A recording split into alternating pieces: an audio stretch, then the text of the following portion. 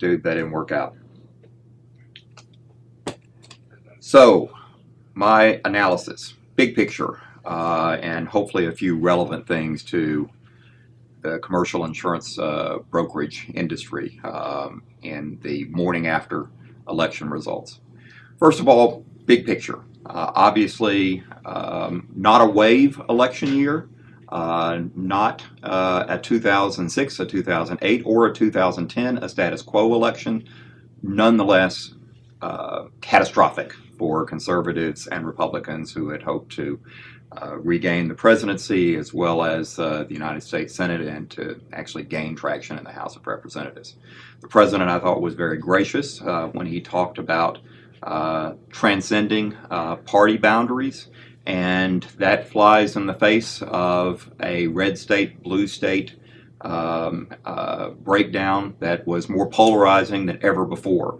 But given the reality of the fiscal cliff and what we're going to be entering into in the coming couple of weeks, only 16 scheduled legislative days left in this congressional year, and the likelihood that some sort of a grand bargain is going to be done at least for sort of some period of time, maybe a one-year period, while they work on tax reform, on deficit reduction. It was gratifying nonetheless to see the president's commitment to at least try on that front. On the insurance industry issues, three of them that I'll mention from a public policy standpoint. Number one, terrorism reinsurance, going to expire at the end of 2014. Frankly, we were going to have challenges on that no matter what the election results were going to be, and we've got to convince as an industry policymakers on both sides of the aisle that TRIA is not a net drain on the Treasury. Number two, Dodd-Frank regulatory reform. Nothing in this election result was going to change the insurance provisions, surplus line stuff, the Federal Insurance Office. On the bigger picture, anyone who had hoped on the insurer side to get legislative relief from potential Fed oversight through the systemically significant designations by the Federal Reserve, that's not likely to happen now. Likewise, concerns will be ongoing about mission creep in the Consumer Financial Protection Bureau, but for the most part, the insurance industry was not directly impacted by that. The third and the most consequential area certainly is the Affordable Care Act. Red states that have been waiting for the Supreme Court first before they made any decisions on moving forward with the state exchanges. Then they waited for the elections. Now it is going to be moving forward.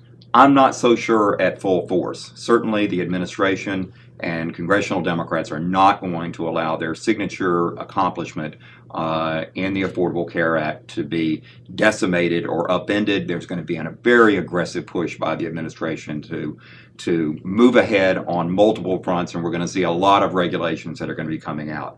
On the other hand, there are so many things that are still unclear, and given those fiscal cliff negotiations, it is very difficult for me to envision that some sort of accommodations, some sort of legislation, not really a retrenchment so much as some changes to comport the legislation with some of the congressional challenges and legal challenges and all of the regulatory hurdles juxtaposed with incredibly difficult deadlines to be able to meet.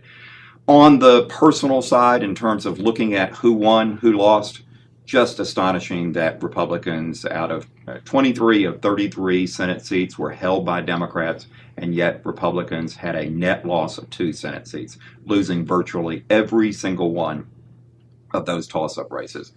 Most consequential to the financial services industry, and a personal disappointment to me, was the Massachusetts Senate race, where moderate Senator Scott Brown went down to defeat to Elizabeth Warren, an unapologetic liberal, the intellectual firepower behind the Consumer Financial Protection Bureau. I expect she's going to be a member of the Senate Banking Committee. She'll be a force to be reckoned with. We're all taking a deep breath on that one. Also, on this House side, we were concerned that Representative Judy Biggert, the chairwoman of the Insurance Subcommittee of the House Financial Services Committee, went down to defeat. Not that surprising given her redistricting put her in a very challenging position, but a thoughtful, moderate ally they're gonna reshuffle the deck on the House Financial Services Committee. Not clear who's going to be running the insurance side of the things, but with Republican control there, Congressman Jeb Henserling of Texas is going to be the chairman of the Financial Services Committee, and it'll be really the odd couple. Representative Maxine Waters, liberal from Southern California, is going to be the ranking Democrat there. Very, very interesting to see how that plays out. I do worry the most about the collapsing middle. When you see members like moderates like Senator Richard Lugar, who went down to defeat to a Tea Party candidate, who then went down to defeat, becoming pretty much the Christine O'Donnell along with Todd Aiken of this particular cycle. Remember, I'm not a witch. To see moderates like Richard Lugar, moderates like Senator Olympia Snowe that have decided to retire. We do see some of the incoming Democrats that are very, very moderate in their positions, and I think of Senator John Tester, for example, from Montana, a leading voice on insurance regulatory issues, the author of legislation that would create a uniform agent broker licensure clearinghouse, who narrowly won re-election. These are a lot of members that we can do business with. So from a commercial insurance brokerage standpoint, sure. Can we do business here? Was this a wave election year? Are there going to be opportunities for us to make life better? Our issues have never been partisan on the property casualty front. I don't expect that to change. Our issues have been entirely partisan for the last 3 or 4 years on the benefit front. I hope to help make that change.